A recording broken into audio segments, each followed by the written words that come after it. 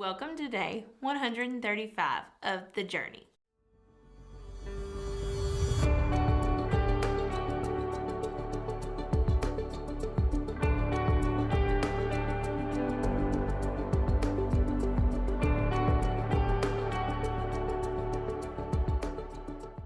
Hi, I hope you are all having a great week so far. So excited to be able to get back into the Word with you today. So, the verses I'm going to talk about today are in 1 Samuel 17, and this is one of my favorite passages of Scripture. It is about David and Goliath, and it is so fun to teach David and Goliath to kids.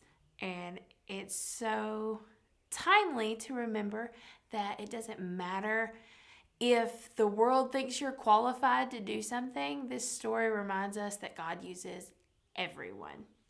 And what really stood out in this to me today was the verses. It's 1 Samuel 17, and it starts in 46. And it's when it says, "Today the Lord will conquer you, and I will kill you and cut off your head." And a little further down it says, "And everyone assembled here will know that the Lord rescues his people, but not with the sword and spear. This is the Lord's battle, and he will give you to us." So in this, David's talking to Goliath. And while David didn't look like the typical soldier, he didn't look like a champion, he knew that God was going to deliver Goliath to him. He wasn't afraid. He didn't think, "Oh no, I've got to do all this battle perfectly or I'm not going to win." No, he knew that he wasn't in control. God was in control. And when I feel like I am failing at so many different things, I like to remember this story and remind myself that God's got the battle no matter what. And it doesn't matter what I feel like I'm in control of. God is ultimately in control of everything. And he's going to work my life, my plans out for his good. And he's got this. I don't need to worry about it.